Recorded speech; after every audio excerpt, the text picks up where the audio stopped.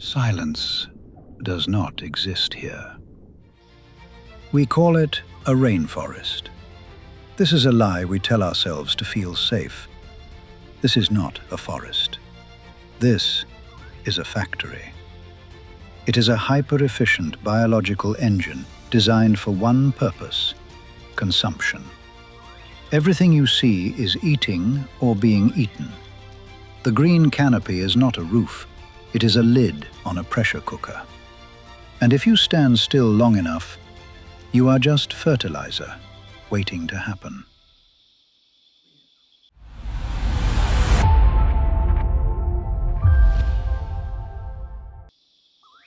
We often romanticize the Amazon as the lungs of the earth. We imagine a benevolent garden, eternal and still. But biology does not care about our metaphors. This place is not a garden. It is a battlefield where the geography dictates the terms of surrender. This is geophilosophy in its purest form. When you strip away the romance, you are left with a brutal reality. The Amazon is a digestive system. It recycles life with a violence that is almost industrial. To survive here, you do not just adapt, you negotiate. And the terms of that negotiation are steep. Today, we are dissecting the machine. We are looking at the paradox of its soil, the electric violence of its waters, and the ruins of the empires that tried to tame it. We are mapping the architecture of a place that views humanity not as a master, but as a calorie source.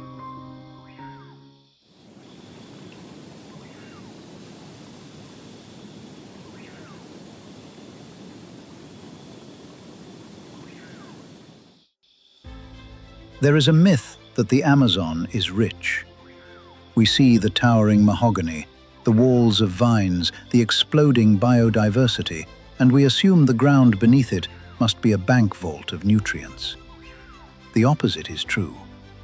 The soil of the Amazon, the oxysols and laterites, is chemically bankrupt. It is old, weathered, and acidic. Millions of years of torrential rain have washed away the minerals, leaching the calcium, the magnesium, the potassium deep into the water table, far beyond the reach of roots. If you were to clear this forest and plant a farm, as so many have tried, the land would die in 3 years. So how does the most complex ecosystem on Earth survive on a foundation of starvation? It survives because it does not trust the soil. The forest creates its own economy. The nutrients are not in the ground, they are in the living. Everything of value is locked inside the biomass, in the leaves, the wood, the flesh of the animals. The moment something dies, a leaf falls, a monkey drops, a tree snaps, the factory goes to work. Decomposition here is not a slow rot, it is a race.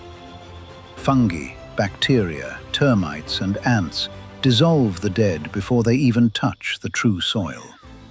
The root systems of these giants do not go deep, they go wide, forming a mat right on the surface, waiting to catch the dripping nutrients of the dead before they wash away. It is a closed loop, a perfect recycling machine where nothing is wasted, because waste means death. This is the fragility of the system. The forest is holding all its wealth in its pockets, not in the bank. When we burn the forest, we are not just clearing land, we are vaporizing the capital. We are turning millions of years of biological currency into smoke, leaving behind a clay skeleton that cannot support life. The lushness is a deception. It is a desperate, frantic horde of life clinging to life, because the earth itself has nothing left to give. This is the first lesson of the Amazon. Scarcity breeds aggression. Because there is nothing in the soil, every inch of space, every ray of sunlight becomes a commodity worth killing for. Strangler figs embrace their hosts not out of affection, but to suffocate them and steal their place in the sun. Epiphytes colonize branches to drink the air because the ground is useless to them. This is not cooperation. This is a standoff. A biological Cold War where the only way to stay alive is to grow faster than the thing trying to eat you.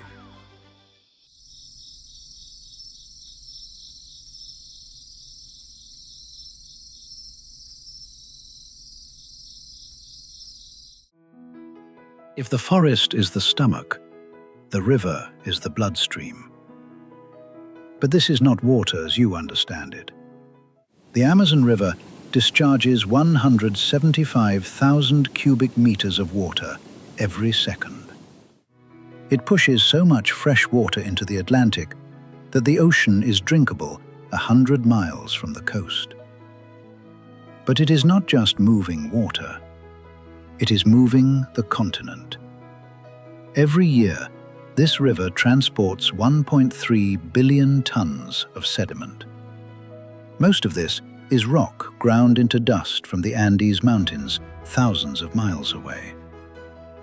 The river is literally liquid land, a slurry of geology in motion. It is opaque, heavy, and indifferent. And beneath this brown surface, the evolutionary pressure is even higher than in the canopy. In these waters, visibility is zero. Sight is a luxury the river does not afford. So, life adapted. It developed new senses. Take the electric eel.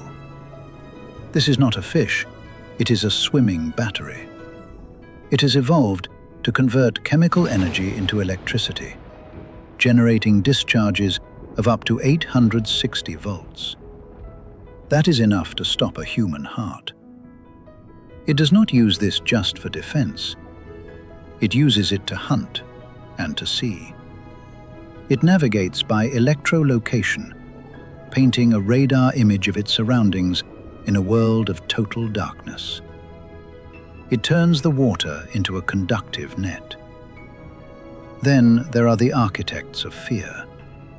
The Paraíba catfish. A beast that can grow over 3 meters long and weigh 250 kilograms. Local law calls it a man-eater, and for once, the law is not exaggeration. In a river where you cannot see what is coming, size is the only insurance.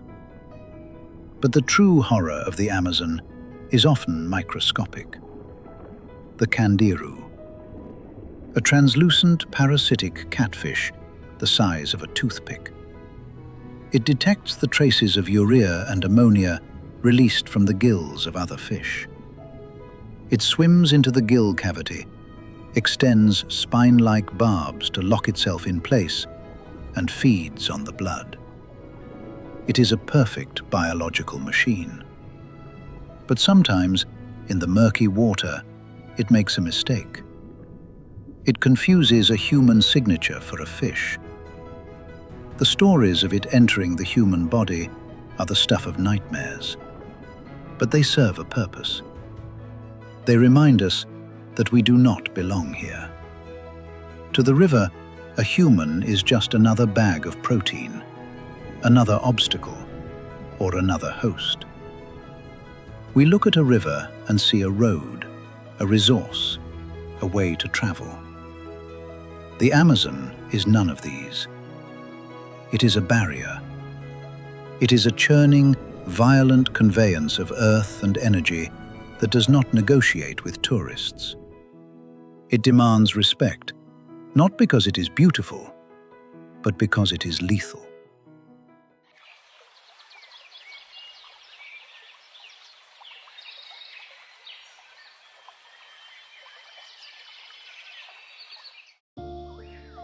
The history of the Amazon is a history of arrogance. It is a graveyard of empires that thought they could impose geometry on biology. The most famous receipt of failure belongs to Henry Ford. In 1927, the richest man in the world, decided he did not want to pay the British for rubber. He wanted to own the source. He bought 2.5 million acres of Amazonian rainforest. He called it Fordlandia. He did not just want rubber, he wanted to export America. He built a Midwestern town in the middle of the jungle. Rows of identical houses, a hospital, a golf course, ice cream shops. He imposed a 9-to-5 workday on men who had lived by the sun and the river for generations. He tried to synchronize the jungle to the punch clock. But Ford made a fatal error, a geological error. He planted rubber trees in neat, tight rows, just like a cornfield in Michigan. In the wild, rubber trees grow far apart to stop the spread of pests. By packing them together, Ford created an all-you-can-eat buffet for the leaf blight fungus and lacebugs. The factory of the forest went to work. The pests decimated the plantation. The workers revolted against the food, the clocks, and the heat. The land rejected the graft. Ford poured $20 million into the project. He never visited it once. By 1945, the land was sold back to the Brazilian government for pennies. Today, Fordlandia is a ghost town. The jungle has swallowed the golf course. The rust eats the machinery. It proved that capitalism cannot save you from biology.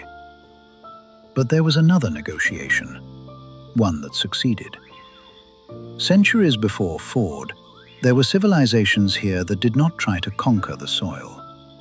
They engineered it. Scattered throughout the basin, we find patches of Terra Preta de Indio, Indian dark earth. This soil is not natural. It is an artifact.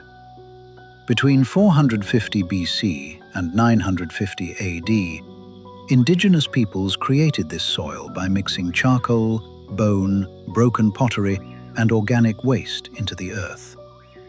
They didn't strip the nutrients, they baked them into the ground. The charcoal acts like a sponge, holding onto water and minerals, creating a stable lattice for life in a landscape that usually washes everything away. These patches of soil are still fertile today, 1,000 years later. This was the difference. Ford tried to force the Amazon to be Michigan. He fought the geography. The ancients understood the deficit of the land. They paid their biological taxes. They built a soil that could sustain them, rather than extracting a resource until it collapsed. One is a ruin. The other is a legacy. It is a lesson we are still failing to learn. We look at the Amazon and see timber. We see pasture. We see soy. We see short-term extraction. We are repeating the mistake of Fordlandia on a continental scale. We are treating a complex living machine as if it were a warehouse of spare parts. But the warehouse is empty. The value is the machine itself.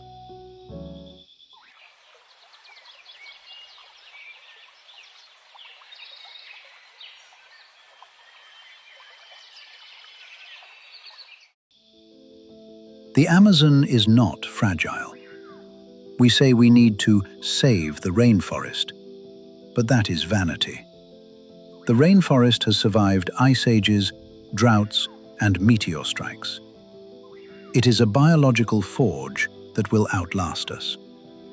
The question is not whether the forest will survive. The question is whether we can survive the loss of the forest. This is not a vacation destination. It is the engine room of the planet's climate. It is a place where the Earth keeps receipts of every failure to understand its laws.